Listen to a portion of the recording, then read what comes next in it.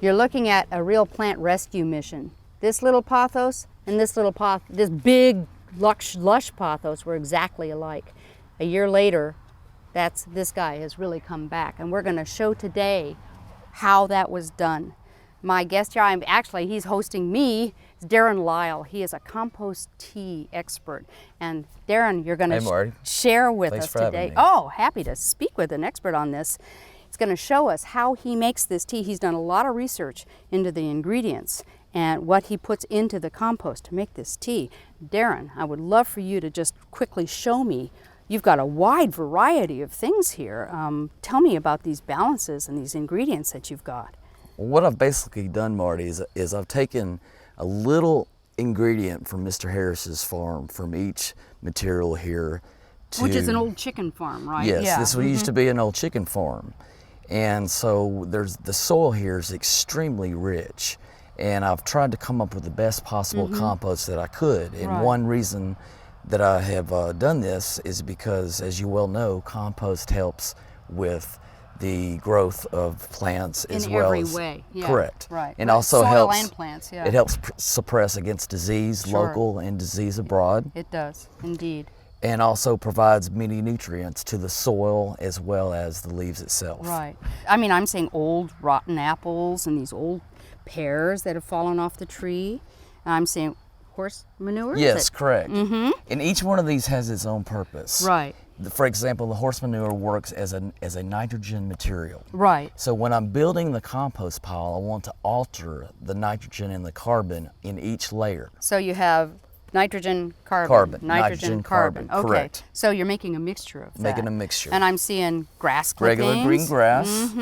Shrub trimmings right here. Shrub trimmings, old leaves. That's the brown. And you're also putting in just some regular dirt. Yes, this dirt right here came from his apple trees. Mr. Harris's apple trees are around 20 years old. And so it's got a lot of old... And it also has a lot of worms and a lot of worm castings in here. Oh, worm castings. Bonus. I'm seeing shredded newsprint Shredded newspaper, not coated. Right. It's only the uncoated type of paper that you want to use. Correct. Pine needles. And even big pine cones. My goodness, that's a lot of woody material. You get a lot of woody material, and if you do alternate the nitrogen and the carbon, it'll help break down a lot faster within a 3-week period. Well, this doesn't take that long. You're saying you do all of this in 3 weeks? Yes, and it can be done in the winter year round. Okay, this isn't just a summer project. Not just a summer. And the acid of your pine needles is balanced probably by the alkalineness of your wood. This is from the fireplace? Yeah, that's from the fire, correct. Fireplace, okay. Okay, so now you take all of this and you do that. Yes, and this is in the beginning stages of the pile itself.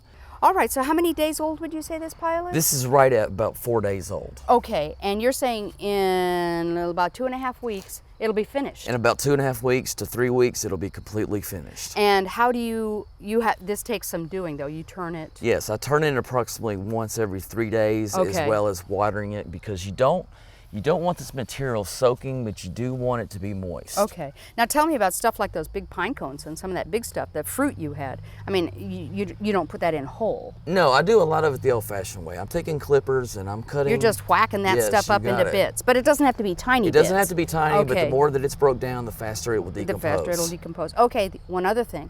If you're putting vegetables or fruit in there, what about varmints?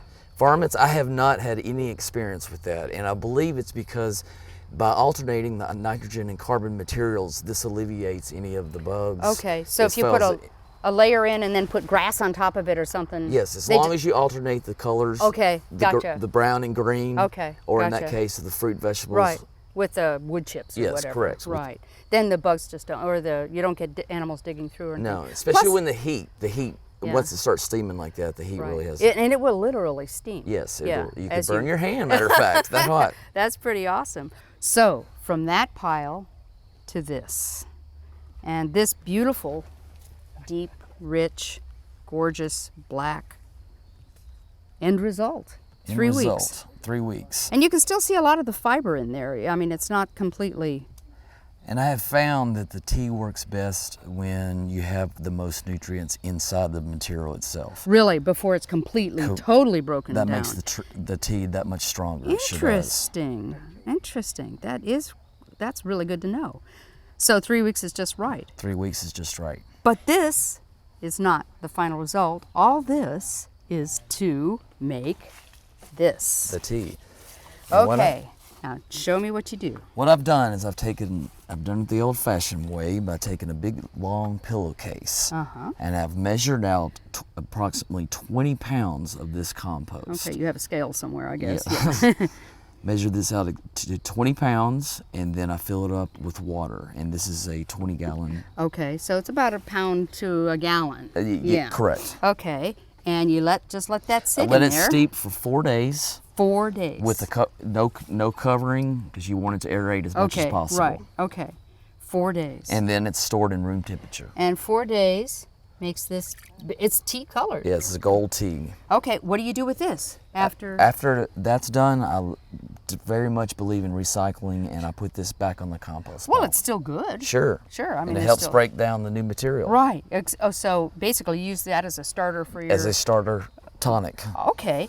Now you've got 20 gallons of tea. What do you do with it? You can package it in a milk carton, jug. Okay.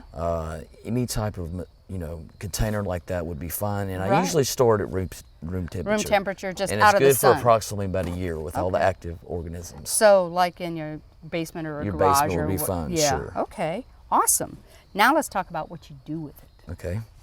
Darren, we're back at these wonderful pothos, this rescue mission you did. Tell me how you got this guy. How do you apply that compost tea to make this happen? Well, Marty, this plant right here initially was one that Mrs. Harris was not sure she was going to keep or not.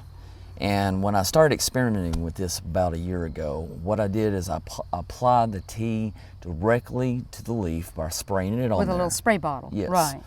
And then I applied approximately 2 cups of the compost tea to the soil itself. Okay, so you also watered it in Yes. with that. Okay.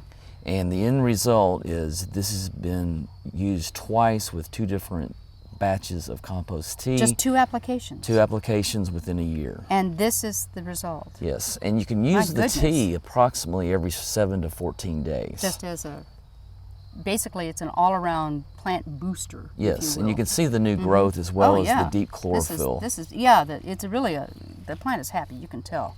The greens are the right color and everything.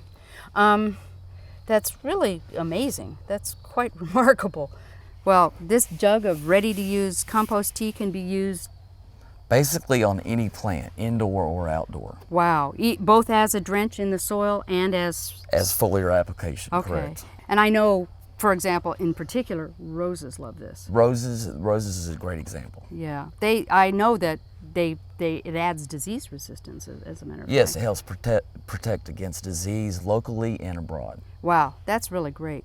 And the price is right. I mean, how can you pass up? I mean, this is stuff that's lying around, and you're making this fabulous product. This is wonderful.